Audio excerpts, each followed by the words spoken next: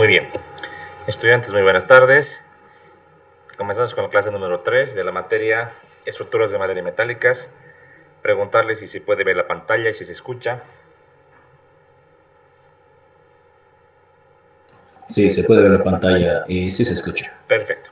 Bueno, en la anterior clase hemos quedado en este diagrama tensión de formación o esfuerzo de formación, el cual hemos explicado a detalle, hemos recordado justamente la teoría del acero estructural y hemos reconocido dos puntos importantes, los más claves para el diseño de acero.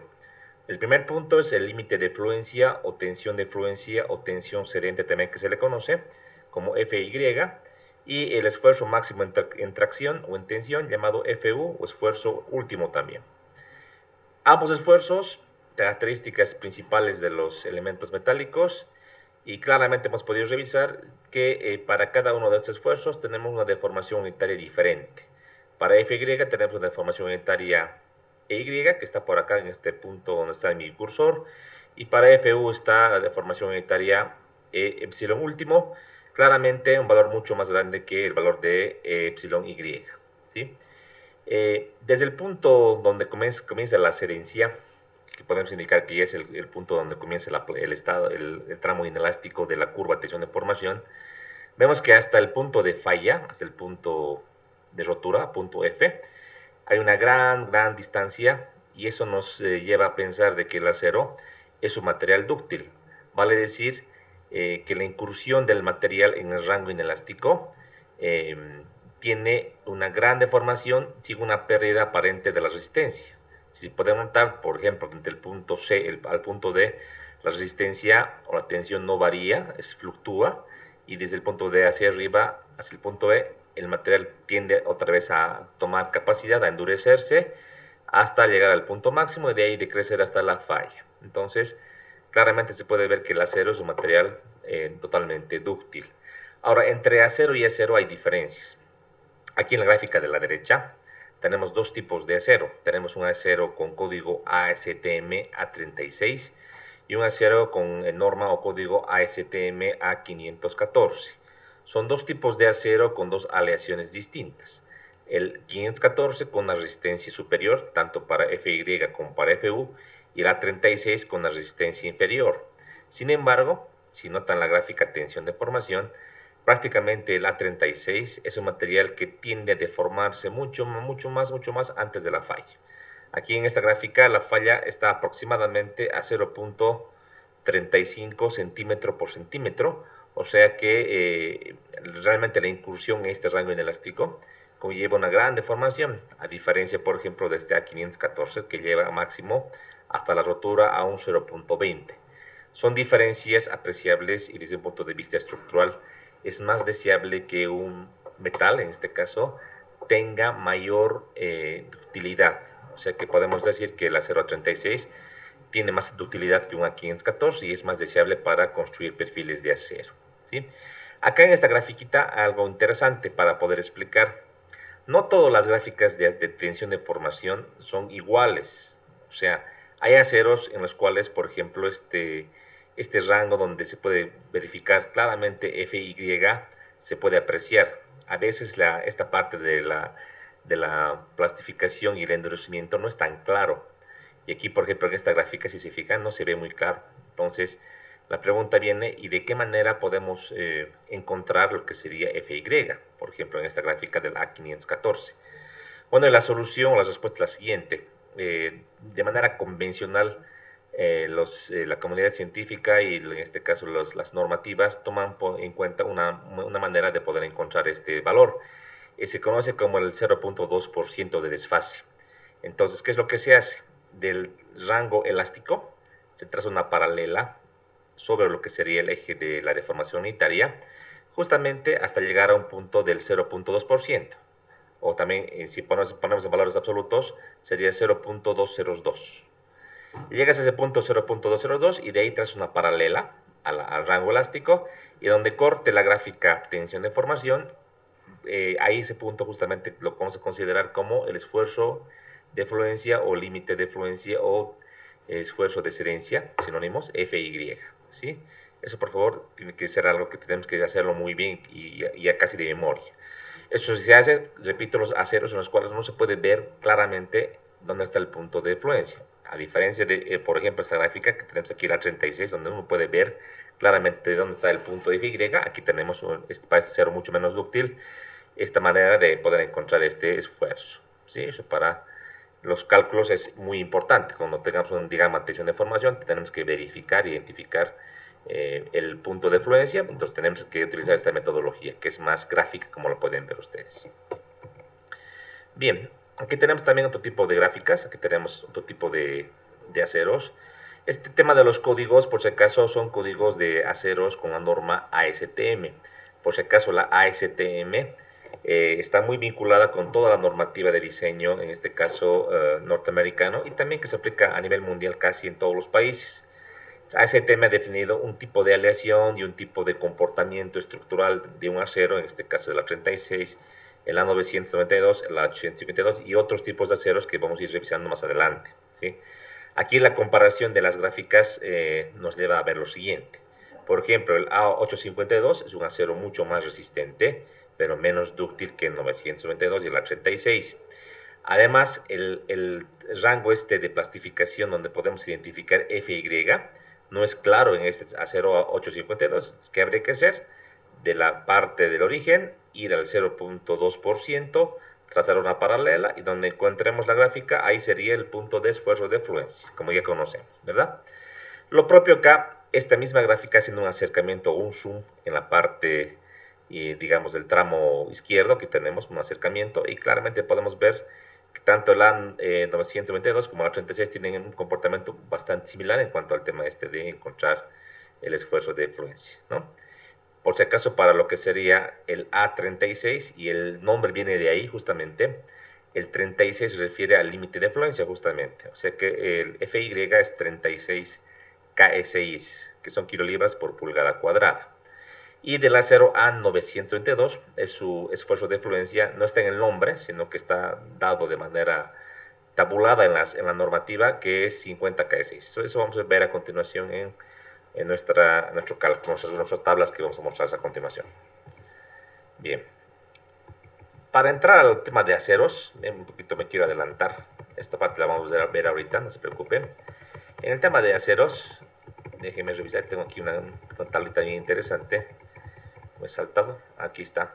Usualmente los tipos de acero, todos son a carbono, pero algunos tienen algún tratamiento térmico y alguna aleación con un metal adicional. En este caso, usualmente el carbono, que es el acero más típico, el acero al carbono, tiende a ser más o menos resistente en función, decíamos, al mayor o menor contenido de carbono. ¿Sí? Entonces, por ejemplo, aquí tenemos un cuadrito donde podemos revisar. Un acero típico al carbono, ¿sí? Tiene las siguientes características. Si tiene bajo contenido de carbono, será un acero menos resistente, pero va a ser mucho más dúctil y soldable, que también es una característica deseable en un acero estructural. Como conocemos, los aceros, por ejemplo, se pueden unir con soldadura para hacer conexiones. Entonces, si yo tengo un acero que no es tan soldable o es difícilmente soldable, seguramente que no es muy adecuado que solo me limite al tema de las conexiones con pernos, ¿verdad? Entonces, el contenido de carbono es clave para poder decir si mi acero va a ser dúctil y va a ser soldable, ¿no? Para dejar de especular y decir, digamos, a alguna empresa le pone un poquito más o un poquito menos, por ese motivo se han creado los códigos, en este caso de la norma ASTM. Un ejemplo de un acero con bajo contenido de carbono es el acero A36. Como veíamos en las gráficas, es un acero que no es tan resistente como otros, pero es bastante dúctil. Luego tenemos aceros con un porcentaje de carbono mayor. Evidentemente, a la inversa, ¿no? Son aceros más resistentes, sin embargo, son menos dúctiles y poco soldables también a su vez, ¿no? Obviamente, también en cuanto a la parte económica, este tipo de acero al carbono es el más económico, el más convencional. Ya aceros con aleación que están aquí a la derecha, por ejemplo, que tienen cromo, manganeso, níquel, vanadio, etcétera, tienden a tener un coste mayor, ¿sí?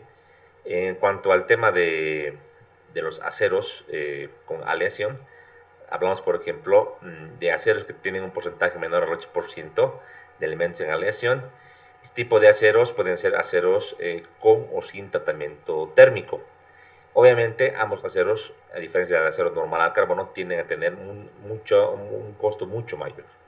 Usualmente estos aceros especiales se utilizan para lo que serían ambientes corrosivos o ambientes especiales que requieren un acero diferente y de mejores prestaciones de manera particular que los aceros convencionales, ¿no?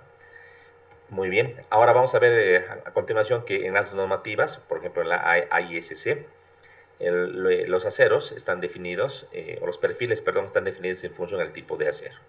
En este cuadro pueden revisar, tenemos perfiles, dice acá W, M, S, HP, C, M, C y L, son códigos de perfiles, que eso hoy día vamos a revisar a qué se refiere.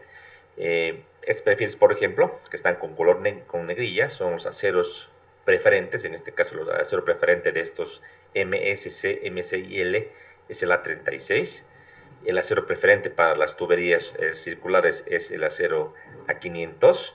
El acero preferente para las tuberías rectangulares es el acero A500, pero con un grado distinto en cuanto al esfuerzo de fluencia y el esfuerzo último.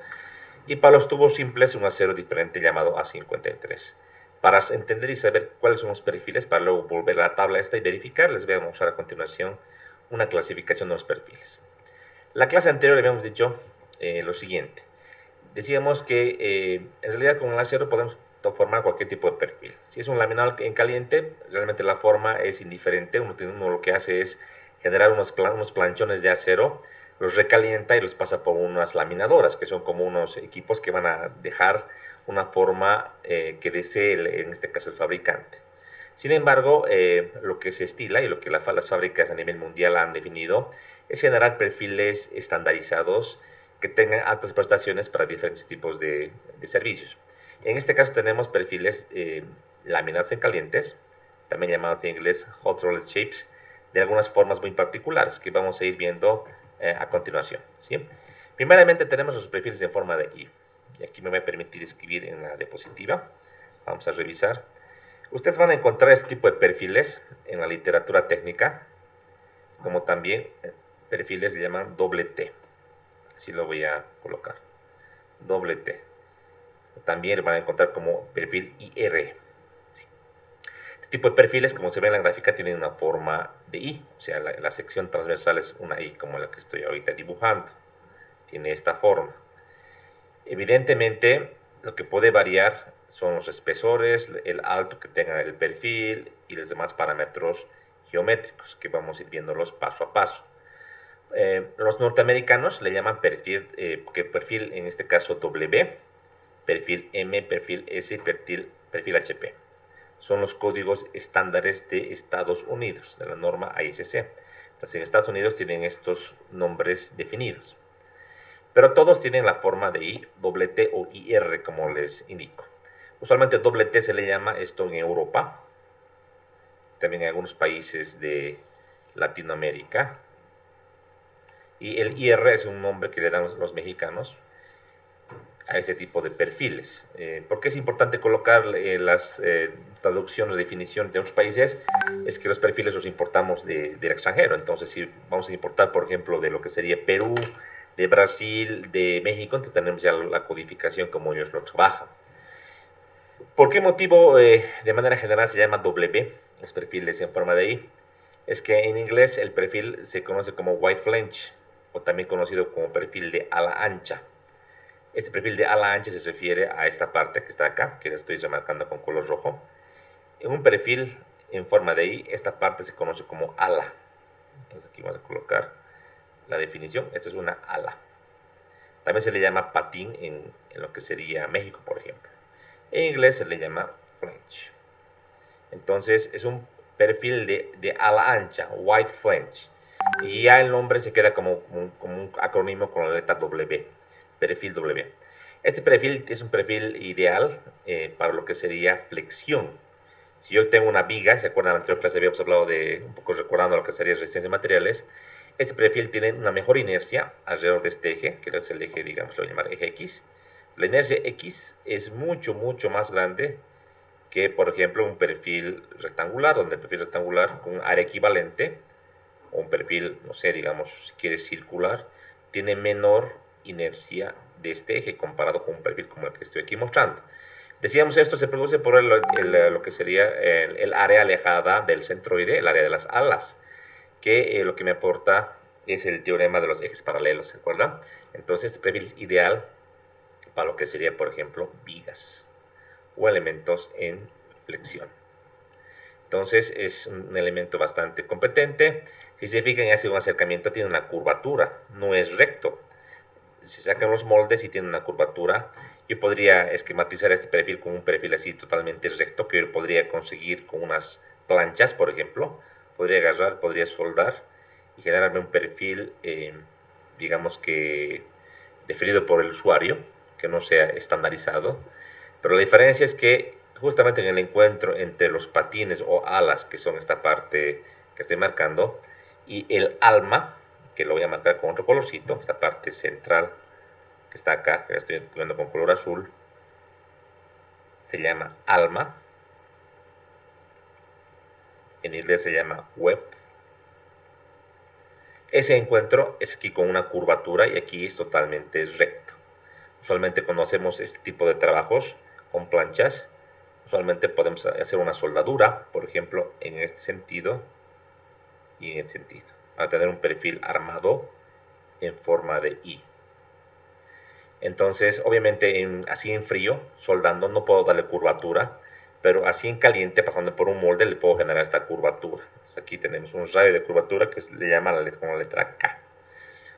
¿Por qué es bueno dar curvatura? Porque esta transición que hay entre ala y alma, al generarse con una curva, disipa esfuerzos residuales o esfuerzos concentrados que puede generar las cargas cuando se pongan hacia esta viga o un elemento que esté ahí ubicado como una columna u otro usado con este elemento. Entonces, hacer o ejecutar elementos rectos no es tan conveniente como ejecutar elementos con curvatura.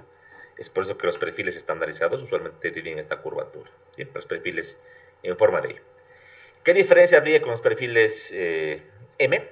Que son perfiles iguales que los W, solamente que son perfiles especiales, o sea que no son muy comunes. En los catálogos norteamericanos son perfiles un poquito más altos, un poquito más anchos, que no son tan comunes, pero que se los pueden encontrar.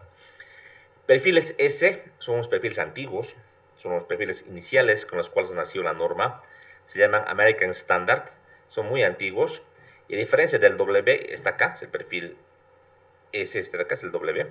¿Cuál es la diferencia? Es que el ala no es tan ancha, si se dan cuenta, es un ala un poquito menos ancha, o sea, este valor de ancho del ala, que se llama así, BF, es menor que este ancho del ala, aunque en la escala no parezca, es menor. Y además tiene una característica de que el ala, si se fijan, es un ala de sección, parece variable, fíjense, es un poquito más ancho en el alma y va decreciendo, o sea, con una pendiente hacia lo que sería el borde. Aquí hay una pendiente que está en un porcentaje. Usualmente estas vigas o estos elementos S se sirven o servían antes para vigas, por ejemplo, de puente, ya que esta viga está a la intemperie, tiene que soportar, por ejemplo, heladas, lluvias, y si fuese recto como acá en el W, aquí se podría acumular, ¿no?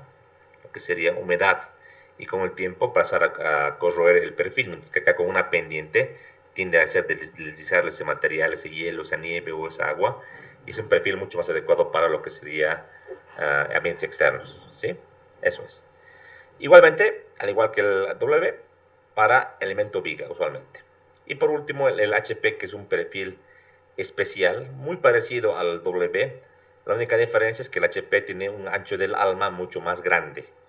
¿Por qué más grande? Porque estos perfiles sirven para hacer pilotes hincados, ¿sí? Eso van a revisar en la literatura, vamos a ir viendo que su uso fundamental es para pilotes. Obviamente uno también lo puede utilizar para viga, pero no es tan conveniente porque si se dan cuenta, al poner una alma más ancha, perdemos área de acero muy cerca del eje neutro y por tanto no es tan deseable, ¿no? Es más para pilotes hincados que se hincan con un equipo que se llama martillo, ¿sí? Con los perfiles de forma de I. Luego tenemos los perfiles de forma de C. Esta C, como aquí pueden ver ustedes, es como agarrar y cortar el perfil S a la mitad. Y nos queda un perfil C o canal. Este perfil también es muy antiguo, como el perfil en forma S. Y este perfil es ideal para, por ejemplo, ser el elemento que forma parte de una armadura o una cercha, porque la forma le permite fácilmente hacer una conexión. O sea, por ejemplo, si es una cuerda inferior de una cercha, aquí podríamos ir uniendo, ir conectando los demás elementos de la cercha. Aquí podría tener una diagonal, ir conectándolo con otro elemento y así sucesivamente hacia adelante. Este espacio nos sirve para hacer soldaduras y para conectar, por ejemplo, otros elementos. Para viga no es tan bueno. Como ustedes conocen, un perfil canal o C, que lo han visto en resistencia de materiales, tiene un pequeño problema. El pequeño problema es su asimetría. O sea, el perfil ciertamente es simétrico respecto al eje horizontal, este que le voy a llamar eje X, pero es asimétrico con respecto al eje vertical. A este eje que le voy a llamar el eje Y, eje Y. Entonces aquí tengo el centro de gravedad, el centroide, y la flexión, si se dan cuenta, me generaría problemas porque es un perfil asimétrico. Si la flexión fuese tomando en cuenta el perfil en el sentido del eje débil, o sea, tomando en cuenta el perfil de esta manera, sí podría trabajar de una manera simétrica. Pero si se dan cuenta, no es eficiente porque la inercia del eje Y es menor a la inercia del eje X, que es el eje principal, ¿verdad? Entonces, si yo le pongo cargas aquí encima, cargas distribuidas, supongamos que de una losa, el problema es que este perfil C va a tender a girar, porque todos conocemos de resistencia de materiales que este perfil tiene un problema llamado centro de corte. El centro de corte de este perfil está por acá afuera, el centro de corte, y es excéntrico a lo que sería nuestro centro de gravedad, eso es en centroide. Entonces, esta excentricidad le va a generar un momento, ya que esta carga de flexión, si fuese una viga, la resultante estaría cayendo justamente por acá en este eje, la resultante, y va a ser un brazo de palanca E, y vamos a tener un momento torsor igual a R por la excentricidad. Entonces, realmente este tipo de viga, o este tipo de perfil para viga, no es tan conveniente. Se puede utilizar, y si lo utilizas, deberías tú diseñar para flexotorsión. O sea, tomar en cuenta la flexión alrededor del eje X y también a su vez lo que sería la torsión. Es un diseño más complejo, y aparte que el perfil mismo es muy débil a la torsión porque es un perfil abierto. Entonces eso le confiere características no muy deseables ante este fenómeno. Entonces, su uso más será sobre todo, como decíamos, en armadura, de esta manera, al lado ancho, para poder conectar elementos. Para elementos a compresión en tensión puede trabajar muy bien, pero para flexión no es tan deseable. Perfil canal. El MC o el Miscellaneous Channel es un canal igual que el canal normal, solo que con dimensiones un poquito especiales, tamaños un poquito más grandes a los comunes, diríamos. Solamente esa es la diferencia. Luego tenemos los perfiles angulares o perfiles L, o los ángulos. Estos perfiles, como ustedes bien conocen, son los perfiles más complejos de calcular, los perfiles más difíciles se quiere, de revisar. Tienen un problema de asimetría muy marcado. Aquí tenemos, por ejemplo, lo que sería unos ejes ortogonales, no principales del perfil. Aquí tenemos el eje X, aquí tenemos el eje Y, ahí estaría lo que es el centroide. Y como todos conocen, en función de las dimensiones del ángulo, tenemos que los ejes principales son ejes inclinados, perdón, que pasan justo por el centroide. Déjenme esto arreglar. Son este tipo de ejes. Aquí tengo el eje que lo voy a llamar eje W y aquí el eje Z. Entonces, estos ejes son los ejes principales, tanto W como Z. Entonces, hacen que tanto el análisis y el diseño sea muy complejo. En realidad, este tipo de perfiles angulares no son tan deseables para elementos a flexión. Pueden trabajar muy bien en tensión o en tracción simple. En tracción simple trabajan perfectamente bien. Son excelentes perfiles para ajustamientos, por ejemplo, de cubiertas, trabajan muy bien. En compresión no son muy buenos, tienen capacidad, efectivamente, pero no son tan buenos. y en flexión mucho peor debido a su baja capacidad, debido a la misma asimetría del perfil. Entonces tampoco son tan buenos. Se puede calcular su resistencia, pero tampoco son tan buenos. Entonces ese es el porqué de los angulares, sobre todo para elementos en tensión, para tensores. La ventaja de los angulares es que al tener elementos abiertos, y por si acaso en los angulares no tenemos alas, aquí tenemos lado. Es el lado menor, le puedo decir, y acá sería el lado mayor, eso porque en la gráfica así me lo muestra. También hay angulares, por si acaso, de alas iguales, o sea que tengan la misma dimensión. Usualmente estos angulares son de las desiguales, pero su gran ventaja al no tener acá ningún tipo de acero, tanto en el extremo del lado menor o del lado mayor, es que me ayuda a la conexión. Yo puedo armar como un rasti, puedo armar celosías, puedo armar, por ejemplo, torres, fácilmente al conectar, por ejemplo, con pernos o con soldaduras, usualmente con pernos en este tipo de perfiles, y puedo armar torres, por ejemplo. Una gran ventaja en comparación con otro tipo de perfiles. Entonces, los perfiles angulares son muy bien difundidos, pero sobre todo para que trabajen a tensión o en compresión, y ojalá que no a flexión. Pero lo que pasa es que a veces, debido a la transmisión de las cargas, también se genera una flexión que tiene que ser verificada en estos perfiles, ¿no? Los perfiles más complejos hemos de ir viendo la norma y a la hora que hagamos diseños, tanto en tensión, compresión o flexión, que el análisis y el diseño es bien complejo. Se puede hacer, es bien complejo y hay que tomar muchos recaudos para poder tener una buena estructura. Luego tenemos la familia de perfiles tubulares o tubos. En inglés le llaman a los tubulares HSS. ¿Por qué le llaman HSS? Porque viene del acrónimo de Hollow Structural Steel o perfil tubular hueco, HSS. Estos perfiles tubulares tienen las siguientes formas, pueden ser circulares, pueden ser cuadrados, pueden ser rectangulares, son las tres formas principales. Tienen una gran ventaja, que son simétricos, sobre todo el circular es un perfil doblemente simétrico. El eje, porque el que tú le pongas, sea ortogonal o no ortogonal, siempre es un eje de simetría, entonces un perfil totalmente simétrico. Su uso fundamental es en elementos en compresión. Su mejor ventaja o mayor ventaja es que para elementos de compresión como columnas o elementos de cercha, trabajan perfectamente bien, tienen una gran capacidad, tienen una alta rigidez también, como ustedes bien saben, una alta rigidez a torsión, lo que lo hace un elemento principal. Por ejemplo, si tenemos una torsión alta por algún fenómeno, hay que pensar directamente en perfiles tubulares. Pueden ser circulares, que es lo ideal, o tal vez un perfil cuadrado o rectangular. Preferentemente circular, porque en los circulares, como bien conocemos, no existe el problema del alabeo, sino torsión uniforme, como han llevado ustedes en resistencia de materiales, ¿sí? Los perfiles ideales para lo que serían columnas, para lo que serían elementos, también a tensión, trabaja muy bien, y también usado para lo que sería armaduras.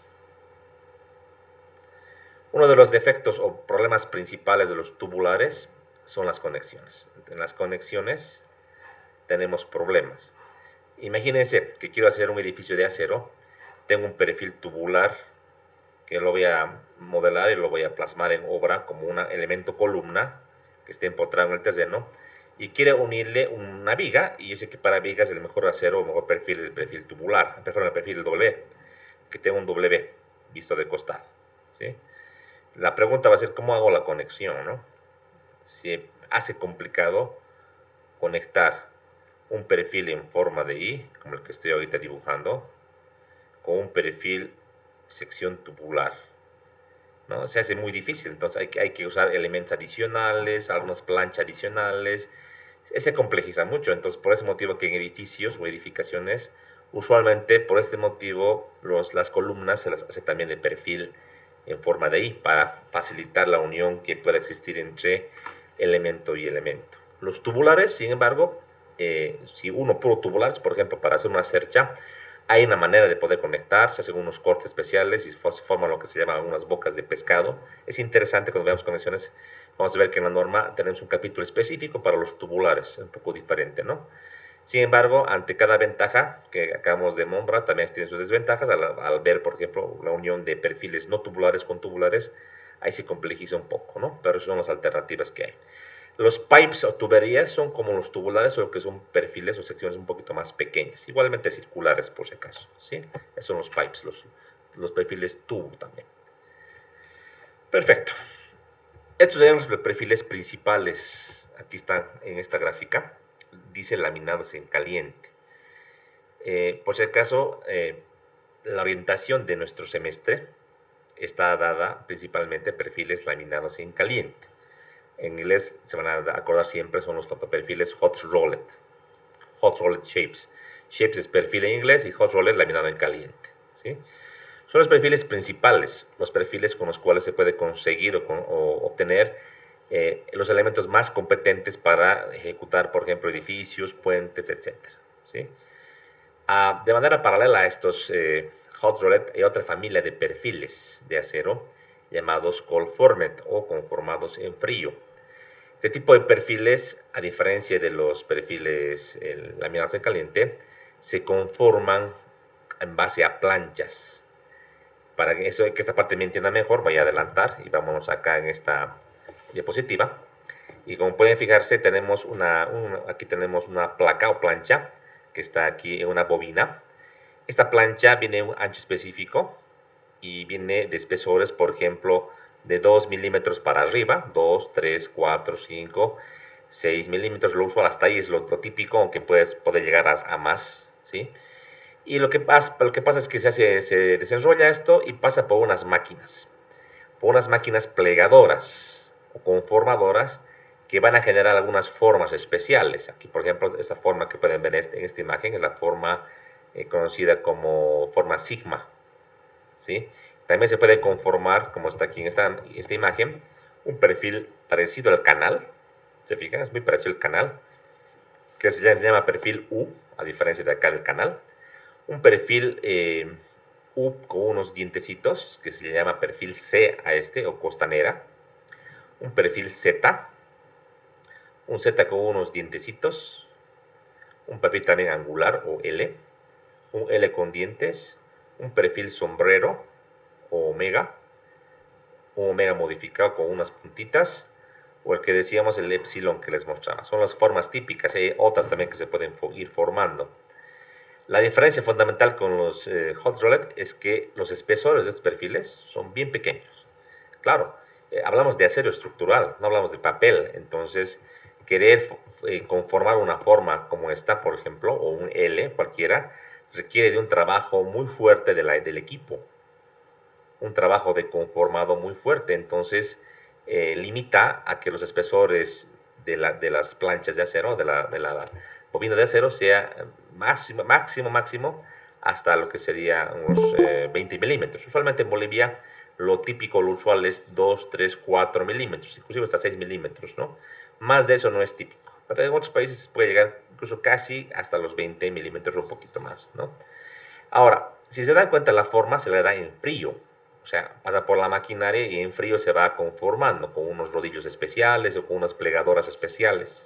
A diferencia de los laminados en caliente, decíamos que el proceso es el que les mostraba en la anterior clase, que pasan a través, en caliente, a través de las laminadoras para formar los perfiles, ya sean en forma de I, ya sean los tubulares u otros. Entonces, la diferencia en la fabricación igual le confiere propiedades específicas en cuanto a su comportamiento estructural. Podemos decir lo siguiente, de manera general, los perfiles cold formed son perfiles que por el trabajo de conformado en frío hacen que las propiedades mecánicas del acero, si era por ejemplo un A36, varíen. O sea, dentro de la misma sección, en diferentes partes, sobre todo en cercanías de donde se ha doblado, el esfuerzo de fluencia y el esfuerzo último sube o se incrementa. Pero no en toda la sección, es variable eso, por si acaso. O sea, decimos que el esfuerzo resistente se incrementa. Sin embargo, la ductilidad se reduce. O sea, eso es algo que no es deseable, ¿verdad?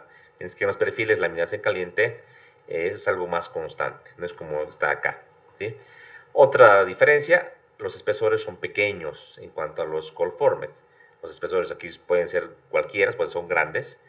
Y la diferencia fundamental es que ante espesores grandes, las cargas y las luces que puede cubrir las estructuras de aceros laminados en caliente son mayores. O sea, aquí no hay limitante en cuanto al tipo de estructura. Aquí hay limitante porque puedes construir edificaciones medianas a pequeñas, lo que también llama la literatura estructuras ligeras.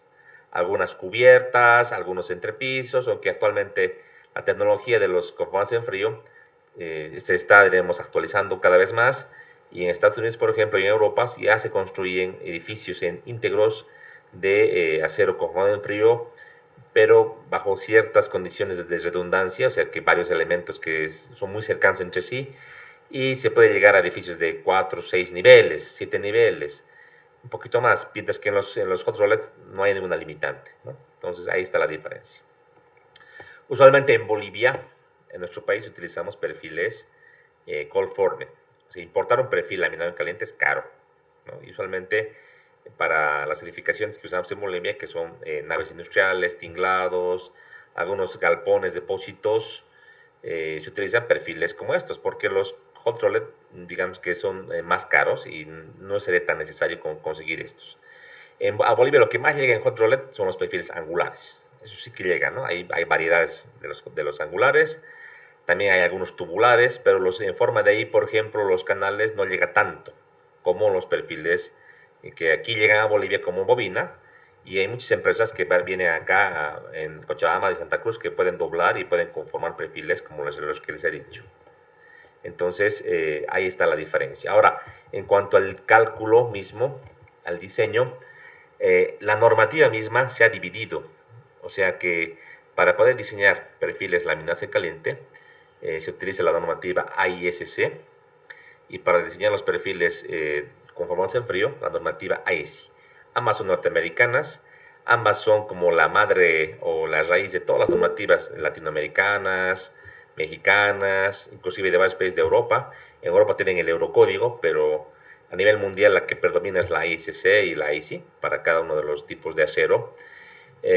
Y podemos decir lo siguiente, realmente en cuanto a la concepción misma, la diferencia del espesor de los perfiles hace que los perfiles IC, además de comportarse y seguir digamos, un criterio de diseño similar en cuanto a los stats límites que tienen los perfiles AICC, a su vez tienen que tener varias verificaciones adicionales, porque el pequeño espesor le confiere un fenómeno denominado pandeo local y pandeo distorsional en algunos perfiles, cosa de que en los perfiles laminación caliente no es tan así. Entonces realmente es mucho más complejo y de mucho más cuidado el diseño de los perfiles conformados en frío, que se lo puede hacer sí, que la norma se ha compatibilizado con la ICC en varias partes, sí, pero es un poquito más complejo. Entonces, en términos generales, usualmente a nivel mundial en las universidades se lleva una primera parte, que sería el diseño de los perfiles laminados en caliente, y como una segunda parte, los perfiles conformados en frío, ¿sí? Eso podríamos verlo si tuviésemos la materia completa como diseño de acero, ¿no? Tenemos la materia que es madera y metálicas, entonces eso un poco nos complejiza y tendremos que ir viendo. Lo vamos a tener que cerrar. Seguridad. Entonces, les decía, tenemos que compatibilizar, y lo que vamos a hacer este semestre, tratar de avanzar un poquito más rápido en lo que sería madera y laminado en caliente, y por lo menos dar una pequeña introducción a los primeros capítulos del IC, obviamente con la literatura que también les daría y con la guía, para que ustedes puedan comprender y ir ya por su cuenta, si se quiere, adentrándose a lo que serían los perfiles conformados en frío, que como les digo, la mayoría es la que se usa en Bolivia, los que están acá. Entonces, hay que ponerle bastante atención a esta materia. Aprender el AICC nos sirve de mucho para luego entrar a IC y a verificar los perfiles de espesor de pared delgada, también se conoce así. ¿Ya? ¿Alguna pregunta hasta acá? ¿Seguimos grabando? ¿Se escucha? Sí, se escucha, Linda. Una consulta. Adelante. Los tinglados que se ven en escuelas, colegios, sí.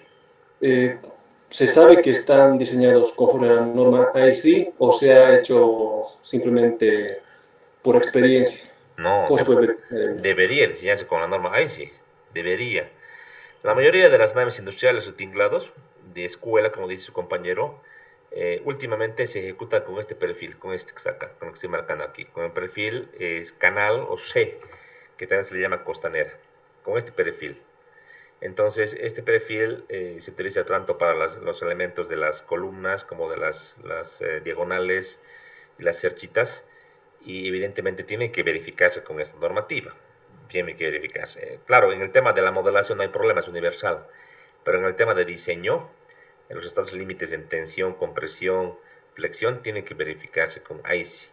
Es bastante similar a ISC, o sea que es muy parecido el comportamiento, pero hay algunas verificaciones, sobre todo en el tema del pandeo local, que hace que las secciones de estos perfiles, bajo algunas cargas, ya en el diseño mismo, no sean efectivas. Es como que cuando se pandea parte de este elemento, digamos que la parte del alma, como está acá, es como que tú tienes que descontarle, no tomar en cuenta. Y ya las propiedades mecánicas, como ser las inercias, centroides, todo varía y se va modificando, se va ajustando en función de las solicitaciones. O sea que no es tan fácil o tan decir voy a agarrar y solamente voy a poner un autodiseño para de contar, ¿no? Hay que ir a hacer un calculito más laborioso en cuanto a los perfiles con formación frío. Esto vamos a ver también al final del semestre. Al último les voy a enseñar a hacer el cálculo por el método de ancho efectivo. Van a ver que no es tan difícil, pero tiene su cálculo, diremos. Y solamente se lo hace en planilla esto. Bien. Bien. Aquí en mis gráficas no he colocado, pero hay un perfil que se llama T también. Está acá. El perfil. ¿Dónde está el perfil T? Aquí está. Aquí pueden ver en el punterito. El perfil T estructural es simplemente como un W que se parte a la mitad. O sea, no se lo parte, ¿no? Pero esa es la idea. Pero se lo fabrica solo hasta la mitad. ¿Cuál es su función? Es un perfil simétrico del eje vertical y asimétrico del eje horizontal. La función del perfil T usualmente es para posicionar como parte de una cercha o armadura, como también como una viga con las cargas en el eje Y. ¿Por qué lo cortaríamos el perfil W o no usaríamos un W si en flexión es mejor? Decíamos, ¿se acuerdan? Es que para unir o para conectar, imagínense con una cercha, nos puede incomodar esta ala superior o esta ala inferior. Si tenemos aquí, por ejemplo, esta parte del alma libre, ahí podríamos conectar unas diagonales y tener algo más fácil la conexión. O sea que en el tema de diseño no hay que pensar solamente en el perfil, también en cómo conectar. O sea que se centra la idea de que cuando veamos uniones o conexiones, a veces la selección del perfil para un miembro no la hace el tema de las cargas, sino la hace el tema de la conexión. Así nomás es. Ahora, algunos perfiles, o si quieren, elementos básicos, planchas, placas, varillas, también existen y también se les puede utilizar de manera igual que los perfiles que le hemos mencionado. Por otra parte, también es usual usar algunas combinaciones. Por ejemplo, el ángulo simple que aquí les mostraba, lo puedo juntar acá de formar como una T, si se dan cuenta, acá es como una T estructural, pero hecha por dos elementos. Este perfil se llama doble angular o doble ángulo, es también un perfil bastante útil, un perfil compuesto por dos ángulos, que en el medio puede tener una planchita, una plaquita que se une con pernos o con soldadura. Entonces es un elemento que también puede servir y ya le arregla la parte asimétrica al angular y le convierte en un perfil simétrico del eje vertical, tal cual como el perfil T. Muy usado esto en cerchas, por ejemplo, de techo o armaduras.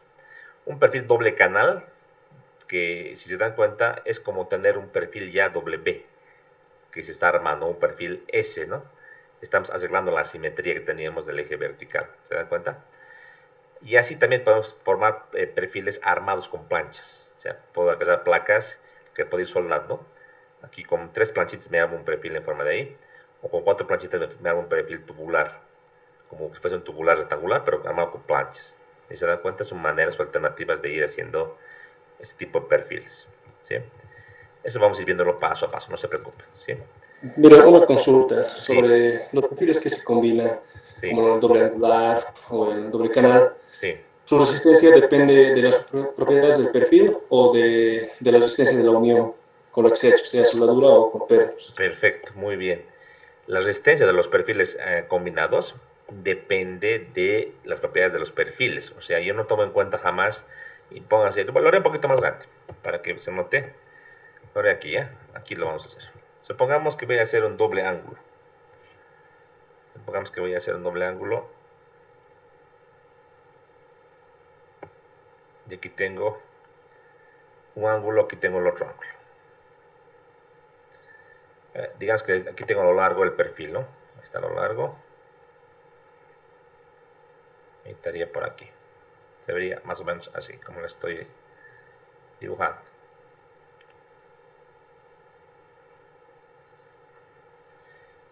Yo lo que, para poder unir los perfiles, yo puedo utilizar soldadura o pernos. Supongamos que aquí voy a colocar una plancha en el medio. Una planchita. Que va a estar por acá, rellenando esta unión. Y aquí voy a colocar unos conectores. Pueden ser unos pernos, ¿no? Unos pernitos. O unas soldaduras, no importa. La separación entre pernos se calcula en función a ciertas características, como también hay recomendaciones que nos da la norma para calcular la separación entre perno y perno, tanto en sentido longitudinal como también el tipo de perno, ¿ya? Pero para el cálculo de las propiedades mecánicas del angular, yo no me voy a fijar ni en la plancha del medio ni en los pernos, solo me voy a fijar en las secciones principales. O sea, que la pregunta de su compañero, para calcular las inercias, las áreas, todo lo que es la conexión, vale decir placas, pernos, no se toma en cuenta. Solo tomo en cuenta para la sección los dos ángulos. O sea que para yo calcular, por ejemplo, una inercia, por ejemplo, del eje, de este eje que está por acá, o del eje que está por acá, del eje Y o X que le voy a llamar, solamente me fijo en los perfiles que estoy achurando. Lo otro no tomo en cuenta, es despreciable. Pero para que funcione esto como una sección única, tanto la plancha como los pernos que voy a colocar o soldaduras, los debo diseñar para que esto no resbale, no se mueva, ¿no? Que trabajen de manera solidaria. Hay detalles que ya la norma nos facilita, nos dice que tenemos que cumplir en cuanto a separaciones y demás aspectos para que esta unión o este tipo de perfil sea un perfil único y más o menos se parezca a un perfil T. Es como si fuese una sola unidad, ¿no? Entonces, eso vamos a ver también en el capítulo de lo que serían correcciones. Vamos a ver cómo se hace esto y todas las recomendaciones constructivas, ¿no? Vamos a ir viendo. Aquí en esta imagen voy a aprovechar para mostrar, ¿no?, una diferencia. Aquí tengo dos canales, el canal del IC, que sería Cold Format, y un canal Hot Rolled. ¿Cuál es la diferencia fundamental? Una, el espesor es constante en los conformados, en los Cold Format. Claro, era una sola planchita que le hemos ido doblando, ¿no?, con una máquina. El laminado en caliente es espesección variable, fíjate. El ala tiene un ancho variable y el alma tiene un ancho diferente al del ala. O sea que es una sección distinta, ¿no? Los espesores son mucho más grandes en el hot roulette que en el cold format. Entonces hay diferencia. O sea, tú, de lógica nomás, pon una carga importante, una carga pesada, aquí pongámosle, y la misma carga en este perfil, probablemente, si trabaja como viga, este elemento va a trabajar como viga, va a deformarse de esta manera y lo podemos calcular como hacíamos en la mecánica estructural básica. Pero seguramente que este perfil, si le pongo una carga pesada puntual, esta pared es tan delgadita que va a empezar a torcerse de esta manera, ¿no? Y esto es lo que se llama el pandeo local. Pandeo local. Y esto entra en el cálculo. Entra en el cálculo. Y básicamente, como les decía anteriormente, es como que si se pandea localmente o llega a un punto donde ya falla esto, podemos descontar esta parte, quitarle de la sección y sigue trabajando con la sección y la carga. Es como tener el perfil ya modificado, un perfil así. Imagínense, un perfil así. Donde aquí tengamos un vacío. Es como un hueco. Entonces yo lo que tengo que hacer es, ante un nivel de carga como el que estoy ahora mostrándoles, es encontrar las propiedades mecánicas de un perfil con hueco. obviamente lo que sería las inercias, lo que sería, por ejemplo, los módulos resistentes elásticos, todo va a cambiar, se va a modificar. Cuando es así, así simétrico, el centroide no cambia, pero cuando está de manera asimétrica, va a cambiar. O sea, depende mucho del tipo de esfuerzo. Aquí como esa es una viga, sí va a tener que cambiar. El eje tendrá que bajar o subir, el eje neutro. Porque el diagrama de esfuerzos que producen el pandeo también es variable, ¿no? Es de esta manera, ¿no? Es un diagrama como este. Es variable, entonces realmente es interesante. Cuando veamos esta parte van a ver que es muy bonito el tema del cálculo de las secciones efectivas, a diferencia de lo que usualmente se ha visto en las materias de resistencia de materiales. Aquí hay que hacer un trabajito adicional por el tema del paneo local. ¿Ya? Pero eso vamos a ir viéndolo después. Ahora nos quedaremos con los perfiles laminados en caliente. ¿Ya? ¿Qué es entonces AICC? AICC simplemente es una entidad norteamericana que se dedica al estudio de los perfiles, en este caso de acero estructural. Este Instituto Americano de la Construcción de Acero está con sede en Chicago. Se ha fundado en el año 1921 y desde aquel entonces ha ido generando lo que serían manuales y especificaciones para el diseño de estructuras metálicas. Se ha creado para uniformizar criterios.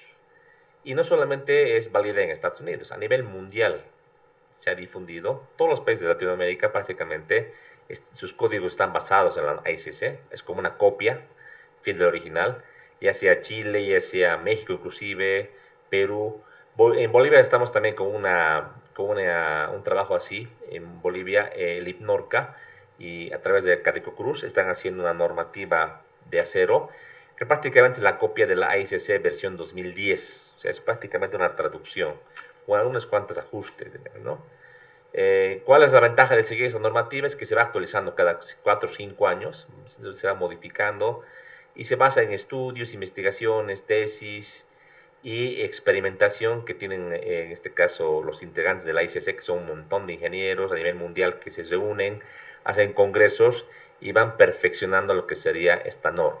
O sea que a nivel mundial, los que más conocen, los que más saben acerca de acero estructural son justamente los del ICC, son las referencias, ¿no?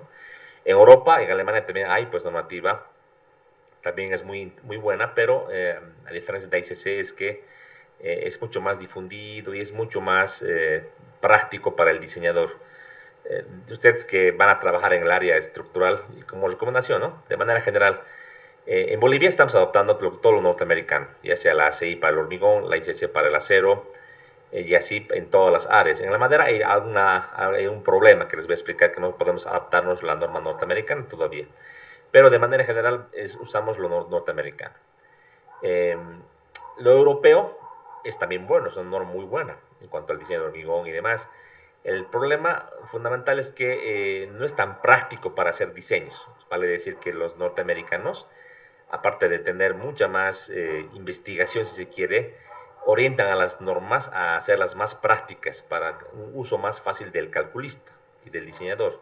Es que las europeas tienden a complejizar un poquito más, o al tender a ser un poco más científicas, complejizan un poco más el diseño y el cálculo. Entonces, como recomendación, yo les solo sugiero que se enmarquen en este enfoque norteamericano, que es el mismo que van a ver obviamente en hormigón y obviamente a nivel nacional se trabaja ya bajo estos parámetros, ¿no? No hay algo diferente, ¿sí? Actualmente tenemos la norma o el reglamento o la especificación, mejor dicho, ISC 360. La 360 es la referida a diseño de edificaciones o edificios de acero. Es válida para tinglados, edificaciones y otros, ¿no? Este código 360 muta o varía para casos especiales. Por ejemplo, hay un código distinto que es para conexiones o conexiones precalificadas. Hay otro que es para puentes y así. Lo que vamos a ver este semestre es la base, es el 360, que sería la especificación de diseño de acero para edificaciones, ¿sí? El 16 se refiere al año. Esa normativa yo, por ejemplo, la conozco desde el año 99 y actualmente la última que tenemos vigente es la 2016. La 2020-21 ya debería haber salido. Están seguramente ya en eso y cuando salga vamos a tener que migrar todos a esa normativa, como les decía, en Bolivia están haciendo como una traducción para la 2010, ¿no? Y preferentemente, yo les digo siempre, en cuanto a normas o reglamentos o especificaciones, es bueno ir siempre a la última versión de la norma, más que una antigua, ¿no? ¿Qué diferencia hay entre especificación y norma? Bueno, la especificación, ese documento, nos dan ecuaciones, tablas y parámetros de diseño de estructuras metálicas y sus conexiones. Ese documento también tiene su contraparte, que es el manual. El manual son tablas, ayudas de diseño de perfiles estandarizados, como los he mostrado anteriormente. Entonces, de manera junta o de manera casada se trabaja con el manual y con la especificación. Si tú quieres trabajar con perfiles hechos con soldadura, o sea, perfiles hechos con placas que no son estándares, bueno, puedes trabajar con la norma ICC 360 tranquilamente, con la especificación. Pero si quieres trabajar con algo estándar que te pueda conseguir y puedas importar, entonces pues, hay que trabajar adicionalmente con el manual. Eso vamos a ir viendo, no se preocupen, paso a paso, ¿sí? Ahorita vamos a ver la norma, cómo está dividida, no se preocupen, les voy a mostrar. Antes de esto, quería mostrarles el manualcito y la norma, ¿ya? Déjenme un cachito, voy a dar una pausa a nuestra grabación. Denme un segundito. Les he pasado a ustedes